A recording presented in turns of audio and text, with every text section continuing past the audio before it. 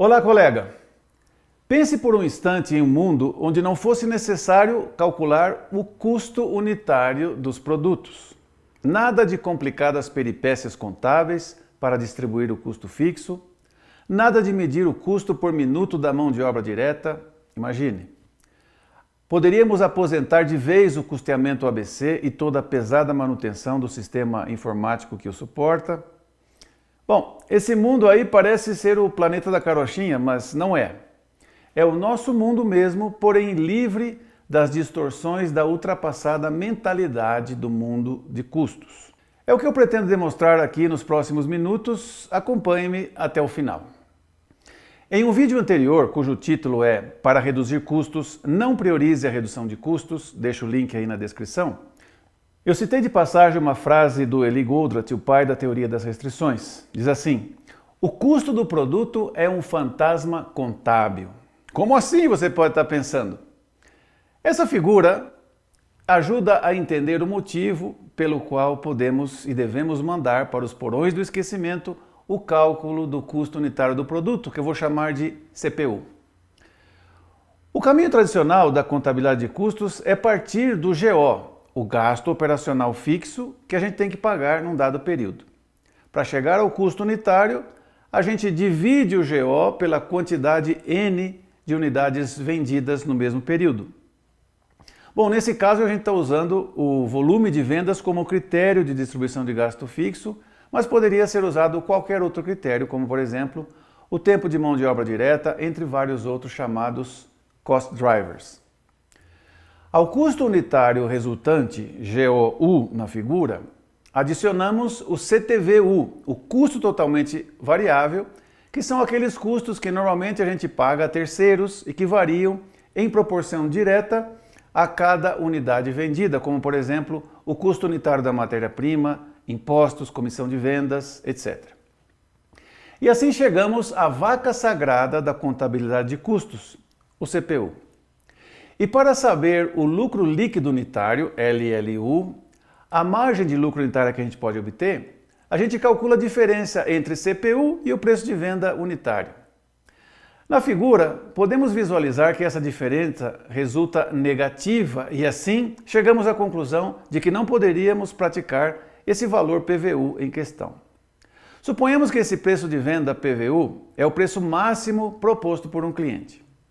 Com base nesse cálculo, nossa decisão seria, portanto, recusar o negócio, dizer não para o cliente, caso contrário, estaríamos prejudicando a lucratividade do negócio com o lucro líquido unitário, LLU, negativo.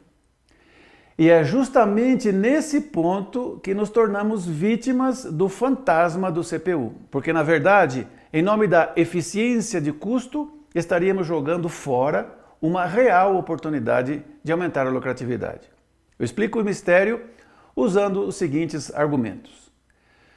Em primeiro lugar, GO não tem nada a ver com as vendas, pois no final do período, vendamos ou não vendamos, teremos que pagar o valor GO de qualquer maneira. Portanto, a distribuição de GO às N unidades vendidas é uma operação totalmente arbitrária, não importa o critério de alocação que definamos.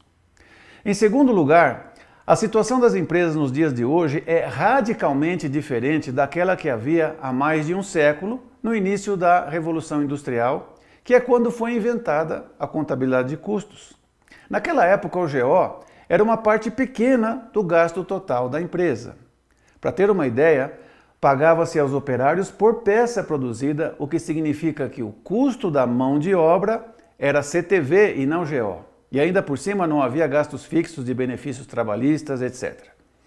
Então, naquela época, ao dividir o GO, que era relativamente pequeno, pelas unidades vendidas, a gente obtinha aí uma aproximação suficientemente boa para tomar decisões estratégicas, como, por exemplo, diversificar o portfólio de produtos a fim de maximizar a lucratividade. Portanto, a partir do início do século XXI, a contabilidade de custos foi uma solução genial que ajudou muitas empresas a prosperarem. E junto com essa prosperidade econômica veio o impacto da tecnologia. Se a gente pode resumir o século passado em uma única palavra, essa palavra é produtividade. Com o auxílio da automação industrial e da tecnologia da informação, a produtividade de um trabalhador hoje é muitíssimo maior. De modo que atualmente o GO é, de longe, a maior parte do gasto total das empresas, tipicamente aí 70%, 80%. Então, nos dias de hoje, sendo o GO essa enorme parcela dos custos totais de uma empresa, a prática de dividir o GO total pelas unidades vendidas para chegar ao GO unitário acaba distorcendo completamente nossa percepção da realidade, o que é algo bastante perigoso, pois normalmente nos leva a tomar as piores decisões. Em suma, a mesma prática que há 100 anos era uma pequena aproximação muito boa para ajudar nas decisões, hoje é uma grande distorção que nos turva completamente a percepção da realidade.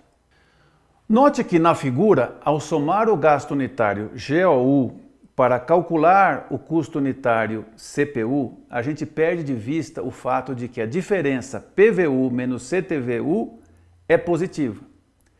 Essa diferença TU é o throughput unitário ou ganho unitário, também conhecido como margem de contribuição. Assim, ao recusar o negócio, o que de fato aconteceu não foi que evitamos a perda de N vezes LLU, mas sim que desperdiçamos a oportunidade de ganhar N vezes TU, que afinal nos ajudaria a pagar o GO. Decisão equivocada, causada por um paradigma obsoleto, mas que, por incrível que pareça, ocorre todos os dias na maioria das empresas ainda hoje. Qual seria então o melhor modelo analítico? De novo, uma figura vale mais que 1000 palavras. Essa figura aí ilustra o paradigma do throughput, que tem o poder de exorcizar o fantasma do custo do produto. Como é que funciona esse paradigma? O ponto de partida é o PVU, o preço unitário.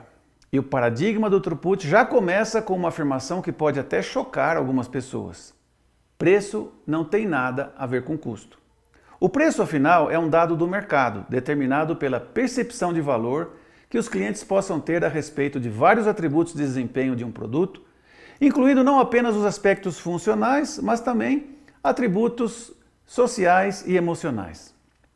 Bom, a partir do PVU, calculamos o TU, o throughput unitário, a diferença entre PVU e CTVU, o custo totalmente variável. Vale ressaltar aqui que CTV não envolve nenhuma distribuição de custos de qualquer espécie, apenas os custos que incorrem a cada unidade vendida. Multiplicando o TU pela quantidade vendida N, obtemos o throughput total, ilustrado aí na figura. E do throughput total subtraímos GO para obter o lucro líquido total. Note que esta forma de análise mostra com fidelidade o real impacto da decisão, nesse caso aceitar ou não a proposta de negócio. Além disso, não tivemos que fazer qualquer consideração sobre o custo unitário do produto. O CPU simplesmente não aparece nessa figura aí. Portanto, no mundo do throughput não existe esse fantasma contábil e assim ficamos livres de todas as complicações, custos e demoras causados pelo pesado sistema de distribuição de custos. Esse novo paradigma revela a simplicidade inerente no que tange avaliar o impacto que uma proposta específica terá sobre o lucro líquido global da empresa. Uma ponte difícil de fazer sob o esquema tradicional da contabilidade de custos. Em qualquer decisão ou proposta, basta estimar o ΔGO, a variação do GO, positiva ou negativa, causada pela decisão, apenas o valor global, sem qualquer alocação de custo, e também considerar o correspondente ΔT, a variação do throughput global. Esse critério de decisão é, como costumo dizer, vergonhosamente simples. Se ΔT menos ΔGO, que é a contribuição à rentabilidade causada pela decisão, se isso aí for positivo, trata-se de uma boa ideia. Caso contrário, não. Simples, preciso, fácil, rápido e elegante. Faça um teste. Calcule o throughput unitário de pelo menos uma amostra dos produtos da sua empresa e veja se isso lhe traz uma nova perspectiva em relação a quais produtos deveríamos dar prioridade na comercialização. O resultado normalmente traz surpresas. Espero que você tenha gostado e se for assim, não esqueça de me deixar aí o seu like, ok? E compartilhe também esse vídeo com seus colegas. E se puder, agradeço muito seus comentários.